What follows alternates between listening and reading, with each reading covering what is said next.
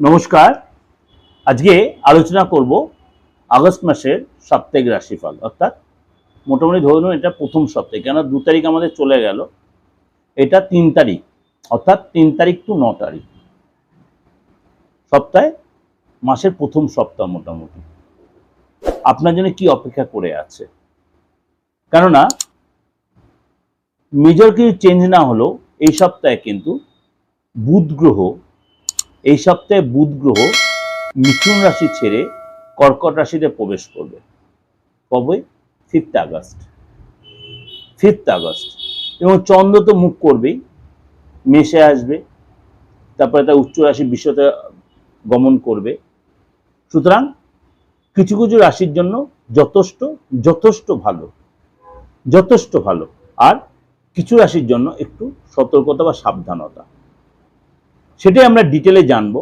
একদম শরীর স্বাস্থ্য, তার মধ্যে থেকে আপনার কেরিয়ার পর্যন্ত কি অপেক্ষা করে আছে।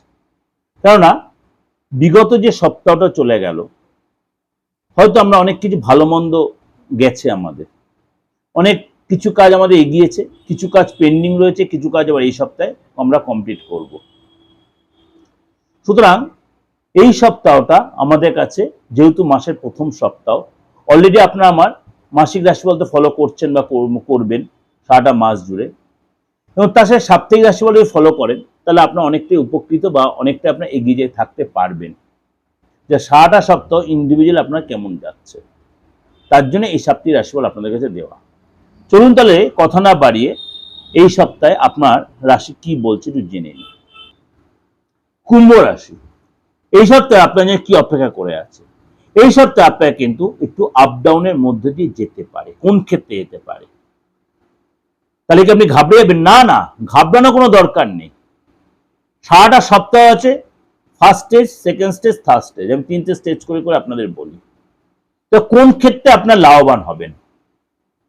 আগের সপ্তাহটা আপনার হয়তো একটু ডামাডোলের মধ্যে দিয়ে গেছে, এই সপ্তাহে কিন্তু তার চেয়ে আপনার অনেকটাই বেটার আছে। তাহলে কোন ক্ষেত্রে বেটার, কোন ক্ষেত্রে সতর্কতা? আপনাকে কিছু কিছু ক্ষেত্রে একটু আপনাকে ধীর হতে হবে। আপনাকে এই সপ্তাহে কিন্তু সপ্তাহের শুরুতে হঠাৎ আপনার কোনো চোখের প্রবলেম, বিশেষ করে আপনার বা চোখের কোনো প্রবলেম আসতে পারে। চোখের কোনো প্রবলেম, বিশেষ করে বা চোখের প্রবলেম আসতে পারে। অবশ্যই নেগলিজেন্সি না করে আই ডক্টর দেখাবেন, আই ড্রপ নেবেন, চোখে বেশি প্রেসার দেবেন না। এর সময় কিন্তু আপনাকে কোনো কারণে অনেক বেশি দৌড়ঝাঁপ করতে হতে পারে, কোনো সমস্যায় আপনি পড়তে পারেন, আইনি কোনো ঝামেলায় জড়াতে পারেন। এই সপ্তাহে কিন্তু ঘরোয়া পরিবেশের কোনো আপনাকে হয়তো কেউ কোনো চাপে রাখতে পারে, কোনো সমস্যা আসতে পারে, চিন্তা বাড়তে পারে। কুম্ভ রাশির জাতক জাতির কাজের জায়গায় কিন্তু আপনাকে তাল মিলিয়ে চলতে হবে, নাহলে কিন্তু আপনার কথা ভুল ব্যাখ্যা হতে পারে, আপনাকে বসের কাছে বকুনি খেতে হতে পারে। এই সময় কিন্তু আপনাকে অবশ্যই যত্নশীল, মাথা ঠান্ডা করে স্টেপ নিতে হবে। এবং এই সপ্তাহে কিন্তু আপনার ভাবনায় কন্ট্রোল, ইমোশনটা কন্ট্রোল রাখতে হবে। তাড়াহুড়া একদমই করবেন না, বিশেষ করে রুটি রোজগার, অফিস চেঞ্জ, নতুন চাকরিতে জয়েন বা নতুন কোনো ডিল, নতুন কোনো ট্রানজাকশনে সতর্ক থাকবেন। এগুলো একটু ইমোশনাল দিয়ে বিচার করবেন না, আইনি বিচার করবেন। যারা এই সময় কিন্তু কোনো চাকরির চেষ্টা করছেন বা পরীক্ষা দিচ্ছেন, সেই রিলেটেড কোনো গুড নিউজ পেতে অবশ্যই যাচাই করে নেবেন।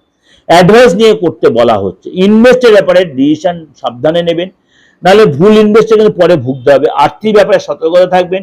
কুম্ভ রাশির জাতক জাতিকারা এই সময় কিন্তু কোনো কারণে একটু মনটার মধ্যে বড্ড অস্থির, চিৎচার মেজাজ হতে পারে। এই সময় কিন্তু আপনার মায়ের শরীর বা মান সম্মান নিয়ে আপনি একটু টানা আসতে হতে পারে। সপ্তাহের শেষের দিয়ে কোনো কাজে আপনার কিন্তু হয়তো বাধা পড়তে পারে, অর্থ খরচ হতে পারে, কাউকে হেল্প করতে হতে পারে, কোনো আইনি কেসে আপনাকে জড়াতে হতে পারে। শরীর স্বাস্থ্য নিয়ে আপনার কিন্তু এই সপ্তাহে একটু ডিস্টার্ব হতে পারে।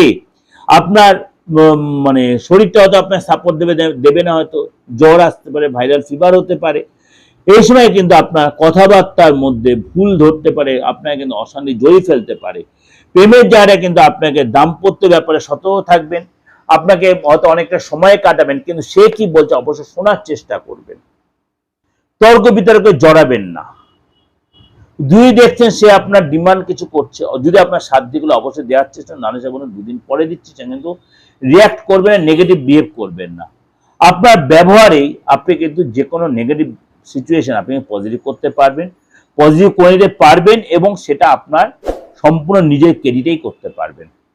এটা ওভারঅল একটা প্রেজেন্টেশন আপনাদের দিলাম। তার সত্ত্বেও ওভারঅল প্রেজেন্টেশন দিল গ্রহ রাশির বেস করেই কিন্তু আমি দিয়েছি আপনাদের, বিশেষ করে চন্দ্র রাশির উপর বেস করে, কেন আপনার রাশির উপরেই চন্দ্র থাকবে। সপ্তাহের শুরুতে আপনার রাশির উপরেই চন্দ্র থাকবে, সুতরাং আপনার কিন্তু অর্থাৎ মনটা ভালো মন্দ মিশিয়ে হবে, মাঝে মাঝে মনটিতে অস্থির টেনশন বাড়বে।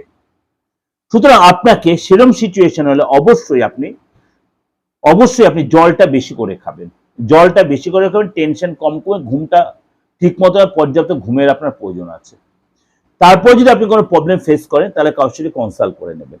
যদি প্রাথমিক আপনার প্রয়োজন মনে করেন অবশ্যই অনলাইনে প্রেডিকশনে নিতে পারেন, হাতের ছবিটা দিয়ে ফেসটা রিড করিয়ে আপনার ডেট অফ বার্থটা থাকুক আর না সেটা দিয়ে আপনি চেম্বারে এসে বা অনলাইনে আপনি সেই সুযোগটা কাজে লাগাতে পারেন এবং যে কোনো প্রতিকারের জন্য অবশ্যই যোগাযোগ করতে পারেন, সেটা আপনার ব্যক্তিগত ব্যাপার।